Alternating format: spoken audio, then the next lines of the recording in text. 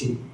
So last lecture में हमने W equals to integration P dV, V initial मतलब V1 और V फाइनल मतलब V2 ये देख लिया था। और उसके बाद के लेक्चर में हमने देख लिया था फर्स्ट लॉ ऑफ थर्मोडायनामिक्स जो कि था Q equals to W plus delta, बराबर ना। अब हम क्या करेंगे, इन दोनों का यूज करके हम अलग अलग प्रोसेस मतलब isochoric process, isobaric process, isothermal process and adiabatic process, ये चारों के लिए वर्क डन निकालने वाले हैं। उसके लिए क्या हीट एनर्जी रहती है वो निकालने वाले, मतलब क्यू निकालने वाले हैं। और उसके बाद इंटरनल एनर्जी क्या रहती है वो निकालने वाले। क्लियर है? और ये सिर्फ ये दो का यूज करेंगे, ठीक है। सो पहले देखते हैं isochoric process. Isochoric process, isochoric process मतलब क्या, ऐसी प्रोसेस जिसमें वॉल्यूम क्या रहता है, कांस्टेंट, वॉल्यूम कांस्टेंट रहता है, ठीक है। जिसमें P अपॉन T ये क्या रहता है, कांस्टेंट, ये पता है ना, ठीक है। जिसमें P1 upon T1 equals to P2 upon T2, या और में P1 bye P2 equals to T1 by T2, ये भी लिख सकते हो। क्लियर है? ठीक है। बस अब यहाँ पे देख लो, हमने पहले ना वर्क डन के लिए करना है। क्या करना है, वर्क डन इक्वल्स टू, हमें पता है we know that work done equals to क्या आता है, इंटीग्रेशन P dV, V1 से V2। भाई काही असू द्या ना, मला हे सांगा, जर तुमचा व्हॉल्यूम 1 आणि व्हॉल्यूम 2 हा इक्वलच आहे, काय हा इक्वल ना, अल्टिमेटली काय राहतोय, कांस्टेंट राहतोय, काय राहतोय, कांस्टेंट। तर मला सांगा V1 पण काय असणार आहे, Vच, आणि V2 पण काय असणार आहे, Vच। सो अल्टीमेटली वो आता है ना finite upper limit minus lower limit, so ultimately वही वेरिएबल आने वाले हैं। सो अल्टीमेटली ये क्या हो जाएगा, जीरो, क्या हो जाएगा, जीरो। सो वर्क डन क्या आ जाएगा अल्टीमेटली यहाँ पे, जीरो, क्या आ जाएगा, जीरो। लॉजिक लग रहा है ना भाई, कि यहाँ पे अपन अपर लिमिट यहाँ पे डालते हैं, माइनस लोअर लिमिट करते हैं ना, अपर लिमिट भी वही है, लोअर लिमिट भी वही। सो अल्टीमेटली जो फाइनल वैल्यू आएगा वो रिटर्न क्या आएगा, जीरो। और कॉमन सेंस की बात है भाई, अगर गैस एक्सपांड हुआ, मतलब work is done by the gas, gas अगर कंप्रेस हुआ, work is done on the gas, but भाई वॉल्यूम ही कांस्टेंट है ना, एक्सपांड हुआ ना कंप्रेस हुआ, तो वर्क डन को है जीरो, सिंपल सी बात है। अब अगर वर्क डन जीरो है, इसका ये मतलब है वर्क डन जीरो, इसका ये मतलब है from first law of thermodynamics क्या बोलता है, Q equals to W plus delta U, बराबर ना। तो ये W जीरो गया ना, देयरफॉर Q इक्वल्स टू क्या आएगा, डेल्टा U। ये रिलेशन कोई दिक्कत है किसी को, बरं। आता आपल्याला हे पण माहिती फॉर हे आइसोकोरिक प्रोसेस है ना, मतलब क्या यहाँ पे वॉल्यूम कांस्टेंट है, सो डेल्टा को फॉर्म में तो हमेशा क्या रहता है, जल्दी बोलो, सही है, NCV डेल्टा, कोई दिक्कत। तो ये फॉर्मूला रहता है फॉर आइसोकोरिक प्रोसेस, याद रखना। हाँ, इंटरनल एनर्जी या हीट का फॉर्मूला, ठीक है।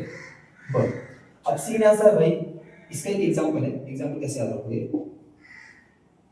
घर में हीट आ रही है, घर में पैसा आ रहा है बट कुछ काम नहीं कर रहा है, उड़ान नहीं, तो जो भी पैसा वो क्या रहेगा, स्टोर होते जाएगा।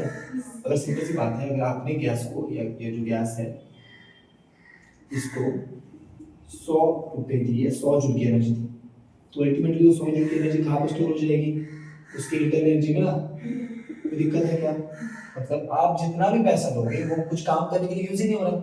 मतलब सिंपल ये चिंगूस का घर है, चिंगूस पता है ना, सिंपल असं म्हणू शकतो आपण, चिंगूसाचं घर म्हणजे नाही का, पैसा कमवतात ते लोक आणि फक्त स्टोर करतात, खर्च करतात का नाही।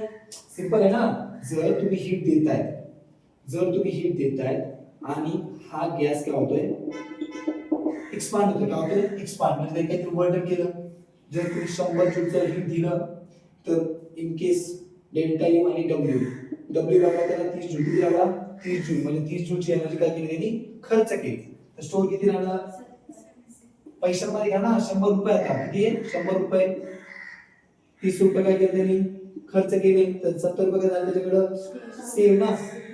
पण आता मी असं म्हणतोय असं घर आहे ज्याच्यामध्ये पैसे खर्चच होत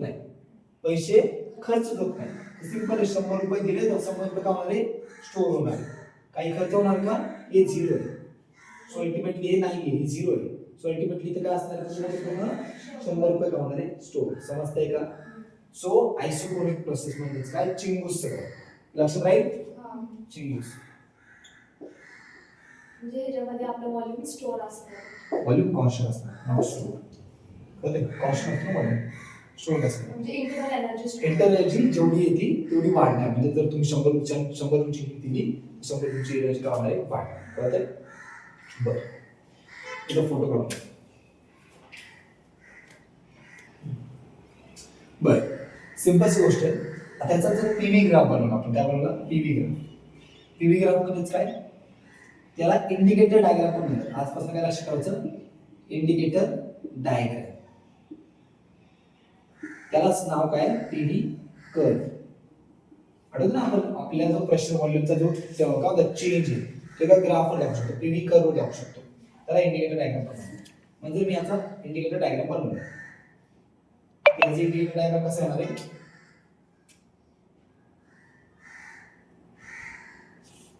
व्हॉल्यूम चेंज होतोय का नाही बघा प्रेशर चेंज होतोय.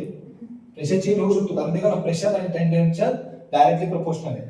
पण ते व्हॉल्यूम काय राहतोय तुमचा कॉन्स्टंट काय राहतोय कॉन्स्टंट. समजतंय? सो याचा पीव्ही ग्राफ कसा बनणार आहे स्ट्रेट लाईन कोणती व्हर्टिकल स्ट्रेट लाईन. समजतंय का? बरं तिथं माझी व्हॉल्यूम काय होते चेंज नाही होत. बरं आता एक छोटीशी अजून एक गोष्ट सांगायची.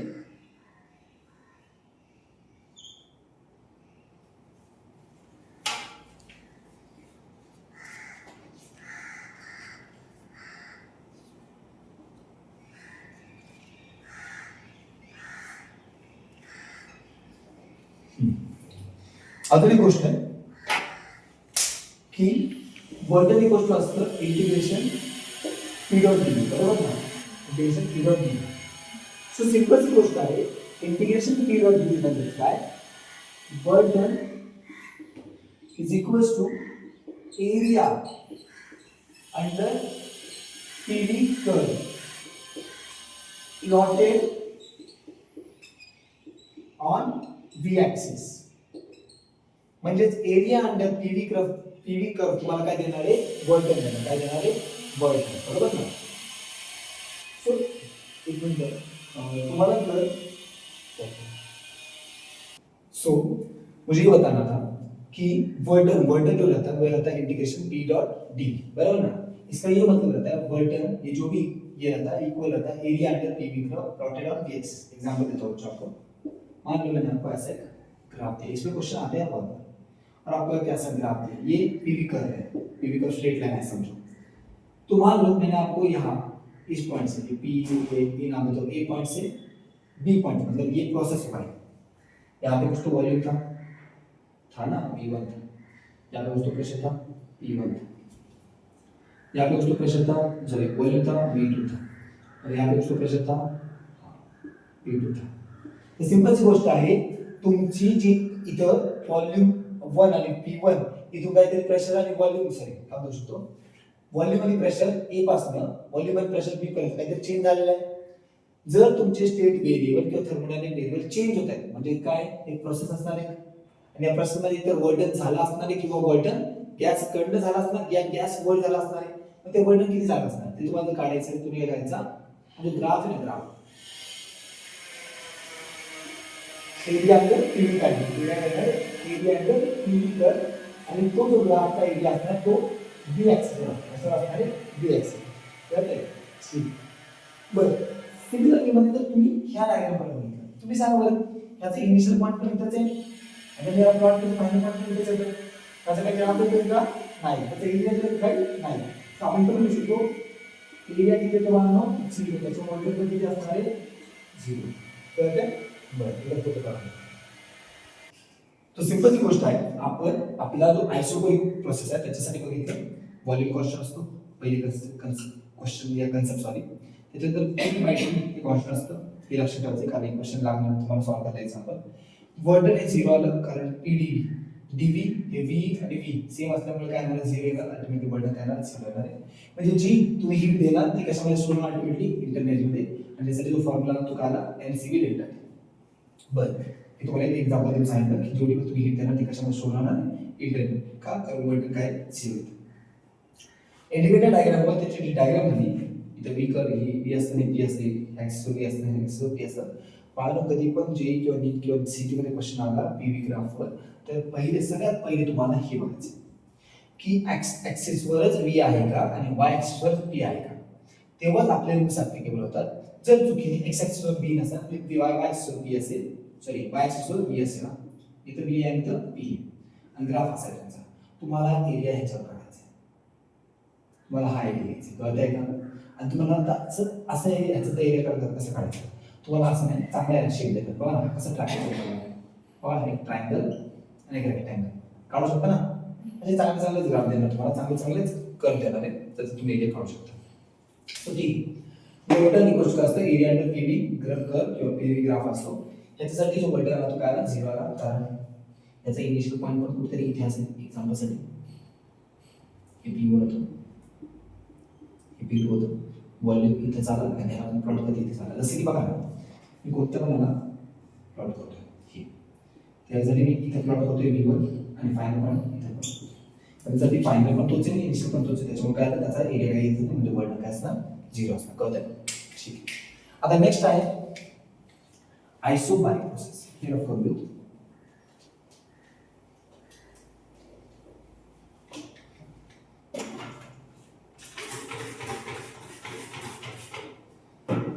आयसोबारिक प्रोसेस मध्ये सगळ्यांना माहिती आहे काय प्रेशर काय असतं कॉन्स्टंट बरोबर ना. प्रेशर कॉन्स्टंट असल्यामुळे आपला पी हा इंटिग्रेशनच्या बाहेर येऊ शकतो बघणार आहोत आपण दोन.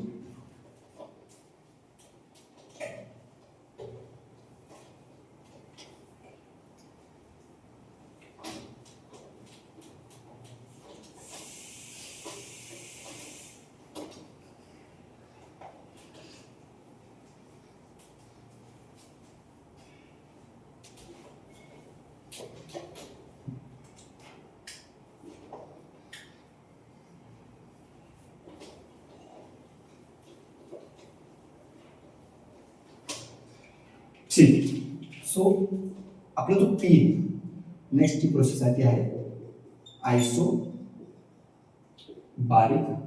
प्रोसेस. आयसोबारिक प्रोसेस मध्ये जो प्रेशर असतो तो काय असतो कॉन्स्टंट. प्रेशर कॉन्स्टंट असल्यामुळे आपली जी इक्वेशन तिथे आली volume by temperature equals to constant म्हणजे आपण असं म्हणतो V1 upon T1 equals to V2 upon हे लक्षात ठेवायचं हे दाखवून नाही त्याच्यानंतर आपल्याला ह्याला असं पण लिहू शकतो और V1 by V2 equals to T1 by T2 obviously ना हा इकडे ना हा T1 तिकडे जाणार चालतंय. आता नेक्स्ट आपल्याला we know that work done equals to काय असतं तो वर्डन असतं integration P dot dV V1 से V2. प्रेशर कांस्टेंट होने की वजह से हम हमें पता है बेसिक रूल्स ऑफ इंटीग्रेशन कि अगर कोई चीज कांस्टेंट है तो अपने इंटीग्रेशन को उसको बाहर ले सकते हैं. तो प्रेशर बाहर आ जाए तो अंदर क्या बचेगा dV लिमिट है V1 से V2 चलेगा. सो जर आपण याला इंटिग्रेट केलं तर काय भेटेल मला वर्डन इक्वल्स टू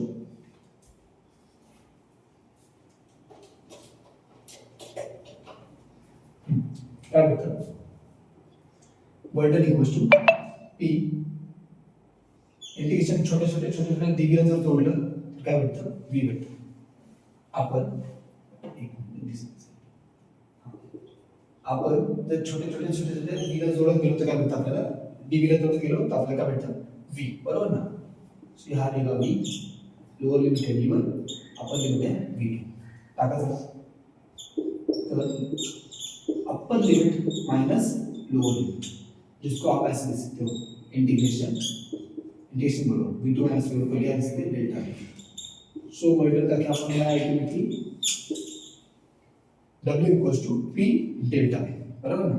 ठीक है ओके 2 मिनट आई गेस ये दिख रहा है ओके V2 नहीं दिख रहा है ठीक है V2 तरफ से नीचे लिख देते हैं चलेगा ओके. सो इथे वर्डन असणार आहे इथं वर्डन 0 नाही फक्त आयसोबारिक प्रोसेस मध्येच वर्डन 0 आहे चालेल. बरं आता from first law of thermodynamics लोक सांगा from first law of thermodynamics आपण काय शिकतो Q equals to W plus delta U. We know that क्या माहिती आपल्याला डेल्टा यू तो हमेशा क्या रहता है NCV डेल्टा T ये यहाँ पे डाल देते हैं सो Q equals to अल्टीमेटली क्या आया P delta V plus NCV delta T अगर हमने यहाँ पे हमें पता है ये भी पता है साइड में रखता हूँ यहाँ पे PV equals to क्या इस्तेमाल NR जर मी तर डेल्टा PV लिहिलं तर डेल्टा घेतलं तर चेंज इथं मग काय येतं NR डेल्टा T माहिती आहे ना आपण असं करू शकतो पुन्हा सांगतो तुम्हाला कसं आहे बरं मी दोघीकडे काय घेतलं चेंज घेतला काय घेतला मी म्हटलं इथं जे चेंज असतो तोच इथं पण चेंज असणार ना म्हणजे P delta PV sorry equals to delta NR P ह्या प्रोसेससाठी आयसोबॅरिक प्रोसेससाठी काय कॉन्स्टंट त्याला बाहेर लिहू शकतो आपण आयसोबॅरिक प्रोसेससाठी होते ना आपण त्याला बाहेर घेतलं आतमध्ये काय दिलं V आणि NR काय असणार कॉन्स्टंट असणार ना तुम्ही व्हॉल्यूम चेंज करा प्रेशर चेंज करा टेम्परेचर चेंज करा नंबर ऑफ मोल चेंज होणार आहे का नाही R पण काही युनिव्हर्सल कॉन्स्टंट तो पण बाहेर घ्या आतमध्ये काय राहिलं डेल्टा T चालेल म्हणजे P डेल्टा T साठी आपण काय लिहू शकतो NR डेल्टा T प्लस लवकर सांगा NCV डेल्टा T काय डाऊट इथपर्यंत next Q so Q equals to NR ला घेतलं N डेल्टा T ला घेतलं कॉमन तर आतमध्ये काय राहिलं R plus CV Mayer's equation आठवते का मला Mayer's equation from Mayer's equation काय होतं Cp minus Cv equals to R therefore Cp equals to काय आलं R plus Cv बरोबर आहे का सो अल्टिमेटली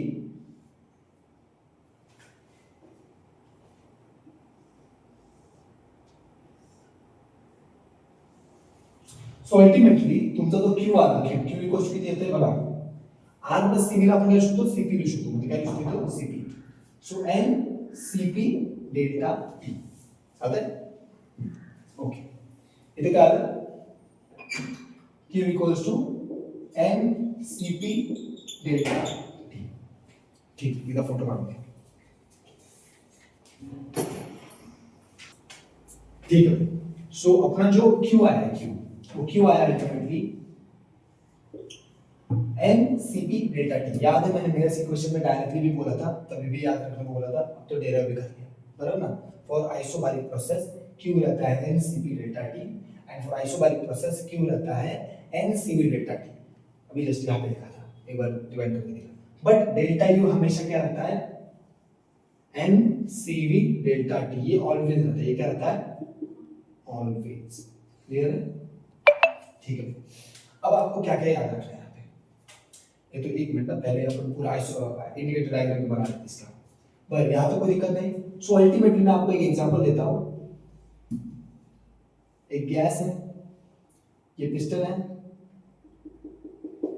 आपने 100 जूल की एनर्जी दी 100 रुपए दी तो पिस्टन का जो गैस है वो वॉल्यूम देखो ना वॉल्यूम चेंज हो रहा है ना V1 V2 इसलिए नहीं दिया ना चेंज हो रहा है इसलिए तो लिया रहेगा कांस्टेंट इसलिए तो लिया है तो V1 V2 चेंज हो रहा है सो ऑब्वियसली अगर वो गैस एक्सपांड हो रहा है मतलब उसकी वजह से क्या हुआ है वॉल्यूम हुआ है मान लो 30 जूल का वॉल्यूम हुआ है डेल्टा कितना रहेगा स्टोर 70 यहाँ पे लास्ट केस में वॉल्यूम क्या था 0 था इस केस में वॉल्यूम 0 नहीं है ये ऐसे बोलेंगे अपन ये हमारी फैमिली ये चिंगूस फैमिली नहीं है वो चिंगूस था यहाँ पे अपनी माँ है अपनी माँ मतलब क्या सिंपल पापा 100 रुपए देते 30 रुपए खर्च कर देती और 70 रुपए स्टोर करती ना भाई सिंपल सी बात है ना आप हमेशा याद रखना ये एग्जांपल रहेगा एक रहेगा चिंगूस मिला उतना खींचे में खर्च करने का नहीं सिंपल है जो कि क्या आइसोबैरिक प्रोसेस मतलब क्या वर्डन जरा सा होगा ऑब्वियसली खर्चा होगा घर में घर तो खर्चा होगा तो कुछ खर्चा होगा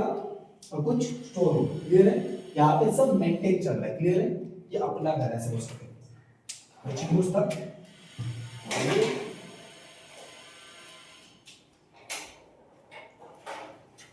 ये फाइनेंशियली स्टेबल घर है ऐसे बोलिए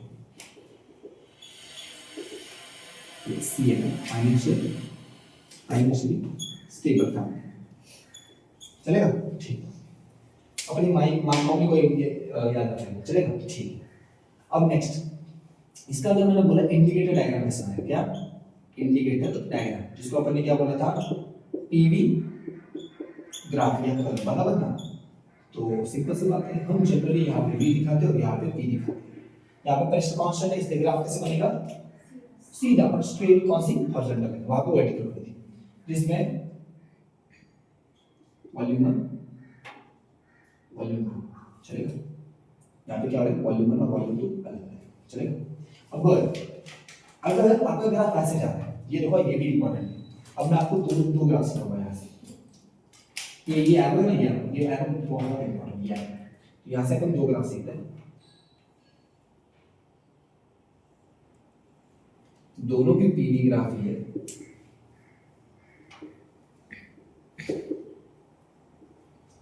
बट केवल पहले केस में प्रेशर कांस्टेंट और डिस्ट्रीब्यूटिव प्रेशर कांस्टेंट, पहले केस में आपका वॉल्यूम बढ़ रहा है, ये V1 था, ये V2 है, ये V1 था, ये V2 है। और दूसरे ग्राफ में आपका V2 ज्यादा था, देखो ना कॉमन सेंस है ना, ये ज्यादा है और ये कम है, एक्सेस से ये का तो नॉलेज रहेगा, तो ये कम से ज्यादा में जा रहा है और ये ज्यादा से कम में आ रहा है।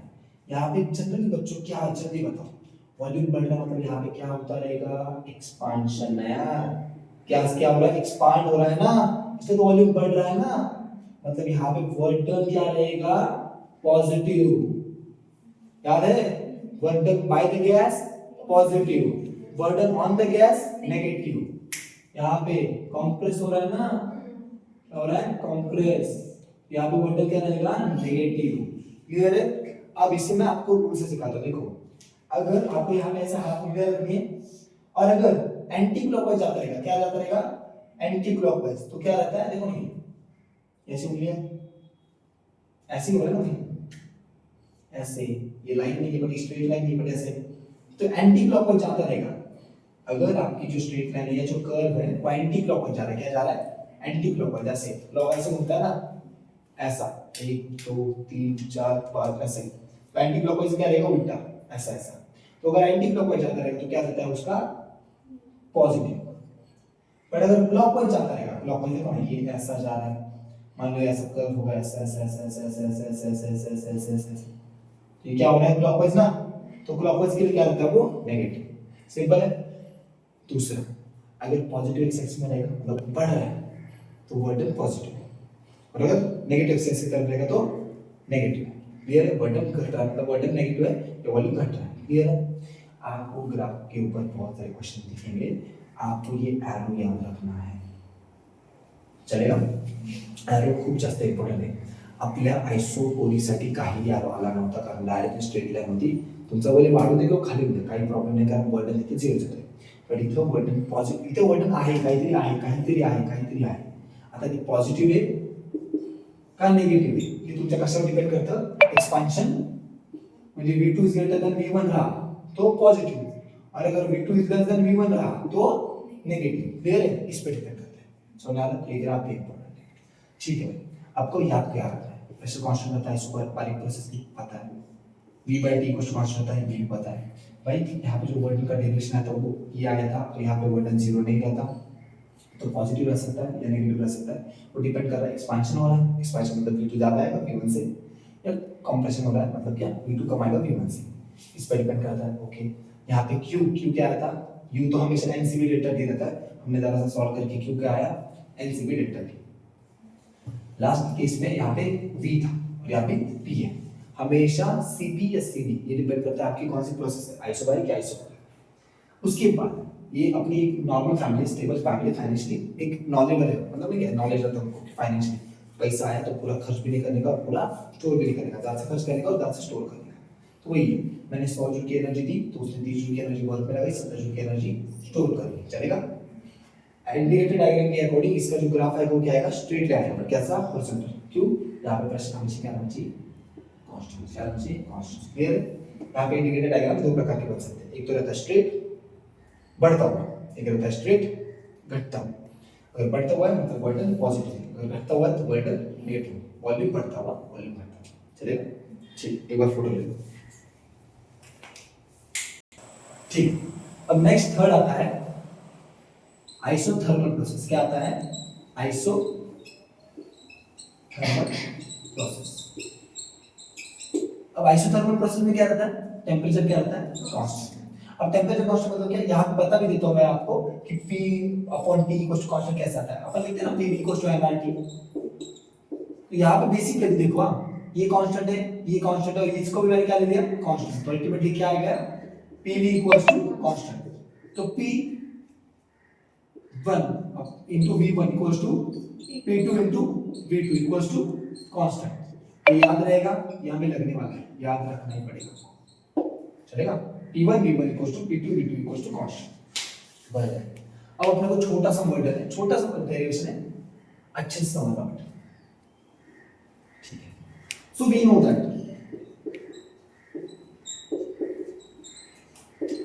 वर्टल इक्वल्स टू रहता है integration V1 V2 P dot D.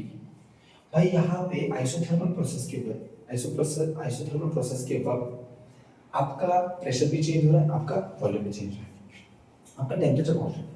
तो प्रेशर और वॉल्यूम चेंज होने की वजह से आप प्रेशर को भी बाहर ले सकते हैं, और वॉल्यूम तो ऑब्वियसली इसका डीवी है, फंक्शन है। तो भाई आप क्या करोगे, प्रेशर को इन टर्म्स ऑफ वॉल्यूम लिखोगे। कैसे लिखोगे सर, हम यहाँ से लिख सकते हैं, आराम से देखो, pressure equals to constant upon volume लिख दिया तो कोई इशू, कांस्टेंट कुछ हो सकता है, कांस्टेंट यही है एनआरटी। कांस्टेंट क्या है, एनआरटी। यहाँ पे लिख देते हैं कांस्टेंट मतलब क्या है, एनआर। ये आगे ये भी आगे चलेगा, ठीक है। सो मैंने प्रेशर को क्या लिख दिया, कांस्टेंट अपॉन वॉल्यूम, यहाँ पे लिख देते हैं। सो अल्टीमेटली क्या आएगा, V1 V2 constant upon V into dV equal to, चलेगा। बराबर, कांस्टेंट को मैंने लिया बाहर, तो अंदर क्या बचेगा, V1 V2 ऑब्वियसली कांस्टेंट है ना, बाहर में dV अपॉन, चलेगा, ठीक है। अब आपको छोटा सा इंटीग्रेशन का जरा सा एक रूल पता रहेगा, यहाँ पे रूल लिखता हूँ इंटीग्रेशन का। हमें पता है कि dx अपॉन x, इसका इंटीग्रेशन पता है log x, पता है ln या log, ठीक, ये पता है ना, इंटीग्रेशन करोगे। सेम अगर मैंने यहाँ पे लगाया बच्चों, क्या हुआ, वर्टल इक्वल्स टू c, तो बाहर ले लिया मैंने, v1 v2, फिर से एक बार लिख लो, dv बाय v।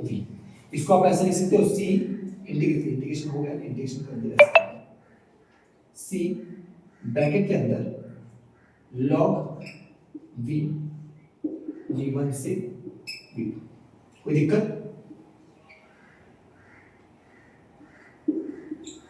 पता है ना, dx अपॉन x क्या रहता है, log x रहता है। वैसे dv अपॉन v क्या रहेगा, log v रहेगा।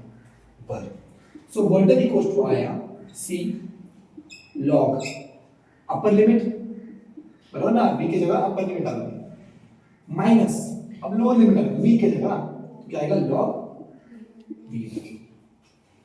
आगे ये जैसे एक रूल हो गया, ये जैसे फॉर्मूला हो गया, वैसे मैं और एक फॉर्मूला लिख रहा हूं कि log a minus log b, ये रहता है log a बाय b। मस्त, होशियार।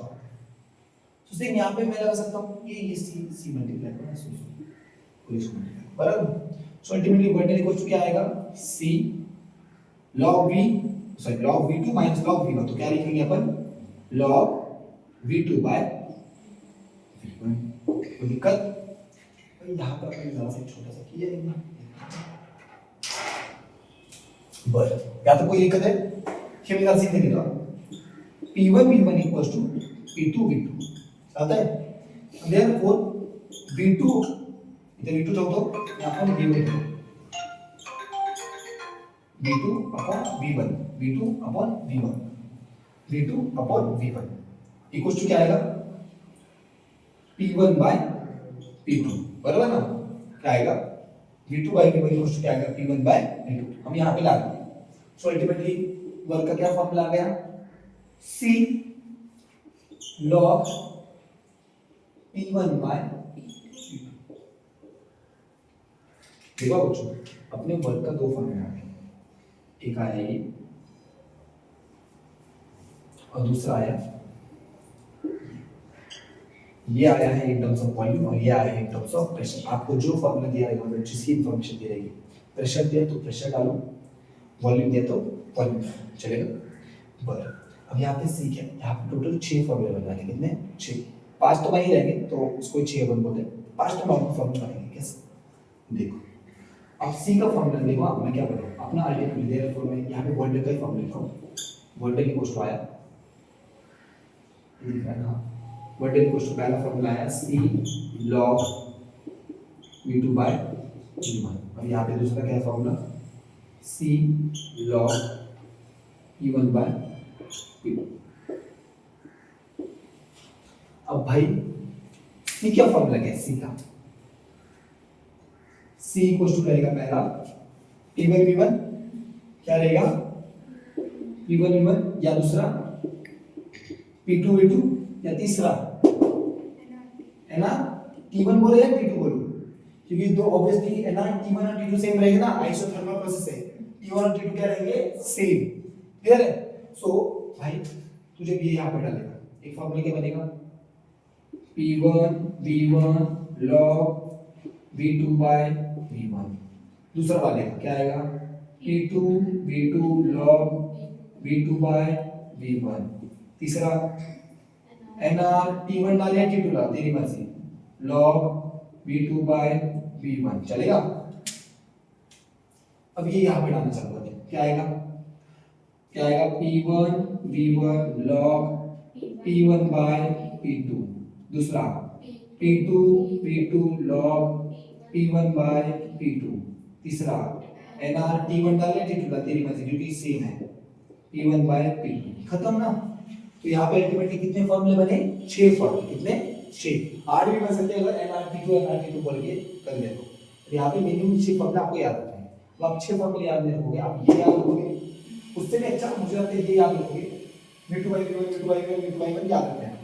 v2 by v1 रखा तो यहाँ पे उल्टा रहेगा, यहाँ पे क्या रहेगा उल्टा, क्यों, क्योंकि भाई कॉमन सेंस है, यहाँ पे pressure is inversely proportional to volume ना, तो p1 by p2 sorry v2 by v1 है तो यहाँ पे क्या रहेगा उल्टा, p1 by p2। दूसरा अपने पर गया, और सी की वैल्यू यहाँ पे याद रखना, p1 p2 हो सकती है, p1 v1 हो सकती है, या p2 v2 हो सकती है, nr t1 हो सकती है। देख भाई अरे यूज कैसे करें, अगर तुझे वॉल्यूम 1 दिया है, मतलब इनिशियल वॉल्यूम दिया है, फाइनल वॉल्यूम दिया है, मतलब इनिशियल बोला गया है 2 मीटर की वॉल्यूम था, फाइनली हो गया 6 मीटर की, v1 पता है, इनिशियल प्रेशर दे दिया और बोले वोल्टेज दिया, p1 पता है, v1 पता है, v2 पता है, p1 पता है, v1 पता है, v2 और v1 पता है, ये बात तुझे फाइनल प्रेशर दिया है, फाइनल वॉल्यूम दिया और इनिशियल वॉल्यूम दिया, final pressure initial volume final volume, और तुझे टेंपरेचर दिया है, T1 दिया, फाइनल प्रेशर और सॉरी फाइनल वॉल्यूम और इनिशियल वॉल्यूम दिया। अब तुझे प्रेशर बोला गया है कि final pressure in isothermal process, final pressure is 6 bar and initial pressure what 3 बार, और वॉल्यूम इनिशियल दिया समथिंग, प्रेशर फाइनल दिया है, इनिशियल दिया, मतलब P1 दिया, P2 इधर आओगे, और इनिशियल वॉल्यूम दिया बस। तो आपको याद रखना है, आपको क्या क्लियर इन्फॉर्मेशन है, और आपको इन 6 फॉर्मूला से कौन सा बेस्ट फॉर्मूला है, ये सिर्फ और सिर्फ वर्ड नहीं लेना, चलेगा। एक बार फोटो ले, ठीक। तो आपने वर्डन के फॉर्मूले निकाले, वर्डन के 6 फॉर्मूले आपको याद रखने हैं, आपको याद रखने की ट्रिक दे दी, सिर्फ ये और ये याद रखना, और सी के 3 वैल्यू याद रखना, आराम से हो जाएगा। इसमें से भी ये याद रखना v2 by v1 और उसको उल्टा p1 by p2। प्लीज याद रखना, गलतियां होती है, v2 by v1 याद रखते हैं तो p2 by p1 ही कर देते बच्चे, p1 by p2 ये याद रखना, चलेगा। अब अपने इंटरव्यूज अब आते हैं फर्स्ट लॉ पे, कौन सा फर्स्ट लॉ, जल्दी बताओ फर्स्ट लॉ क्या होता है, from first law of thermodynamic, q equals to क्या होता है बच्चों, w प्लस डेल्टा। अब भाई q तो हमें नहीं पता, q तो निकालना मुझे, बट मुझे पता है w पता है, हाँ अरे एक मिनट, उससे पहले यहाँ पे टेम्परेचर क्या बच्चों, मतलब डेल्टा टी क्या आएगा ऑब्वियसली 0, वी नो दैट, कुछ तो पता है अपने को कि सर डेल्टा यू तो ये हमेशा रहता है N C V, delta T के क्या आ जाएगा ये फिर 0। तो भाई Q इक्वल्स टू क्या आ रहा है, W plus 0, so Q equals to ultimately कितना आया W, सो जितने फॉर्मूले W के हैं उतने सब किसके पे रहेंगे, क्यू के, क्लियर है? मतलब ये कैसा, ये एक ऐसा सिस्टम है, एक ऐसा सिस्टम है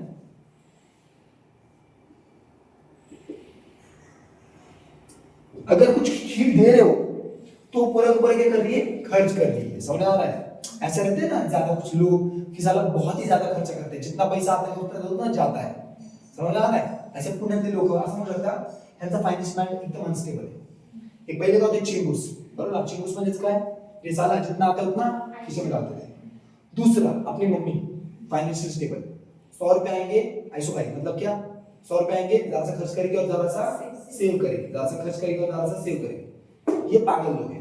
साला इनका 1 लाख रुपए पेमेंट आता है तो 1 लाख रुपया चला भी जाता है, बराबर ना? वर्टर उतना ही करते हैं। समझ आ रहा है? अगर यहाँ पे तुम 100 जूल का हीट देते रहोगे तो वर्टर पे कितना रहेगा, 100 जूल का। क्लियर है? यहाँ पे आपका इंटरनल एनर्जी स्टोर नहीं होता। Isothermal process is the process in which जितना आपका हीट आता है उतना हीट चला जाता है या वर्क होता है। क्लियर है क्या? यहाँ पे स्टोरेज नहीं होता।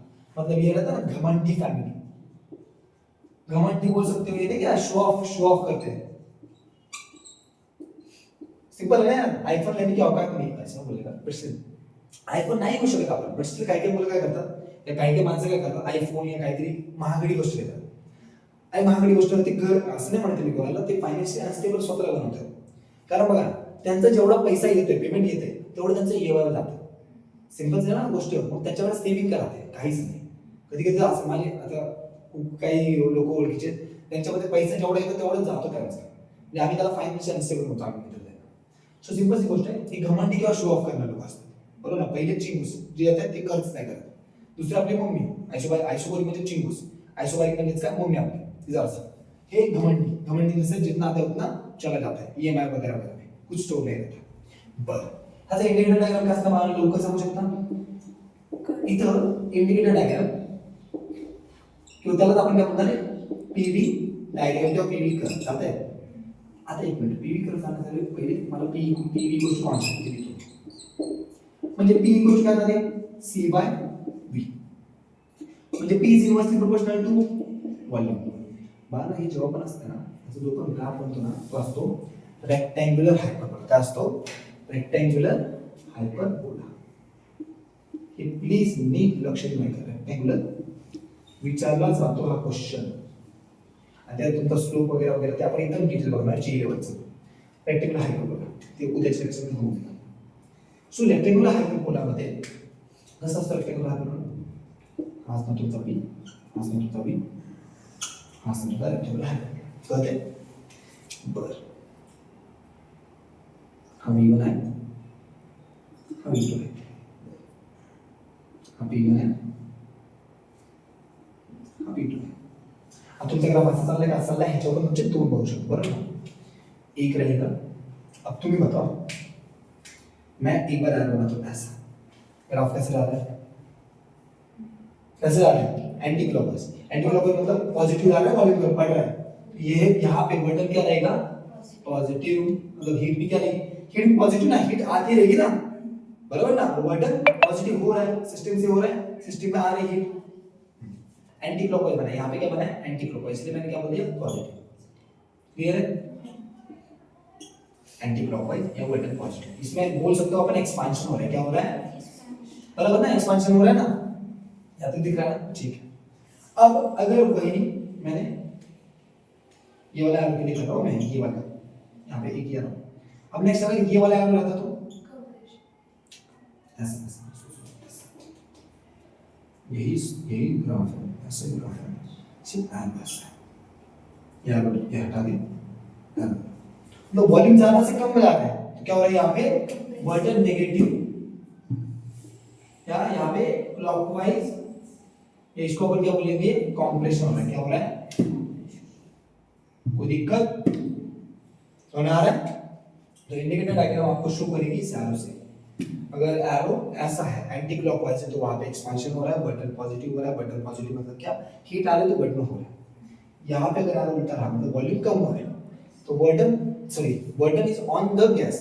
ऑन द गैस मतलब क्या, आप दबा रहे हो गैस को. आप दबा रहे हो गैस को मतलब क्या, सिंपल सी बात है, आप उस पर बटन कर रहे हो, आप अपना खर्च करो. गैस क्या होगा, हीट अप होगा, प्रेशर बढ़ेगा ना, बोलो ना, सिंपल सी बात. गैस हीट छोड़ेगा। गैस हीट क्यों गैस हीट छोड़ेगा? भाई उसको टेम्परेचर को मेंटेन करना है, तो गैस हीट छोड़ेगा ना। गैस हीट होगा, गैस हीट छोड़ेगा।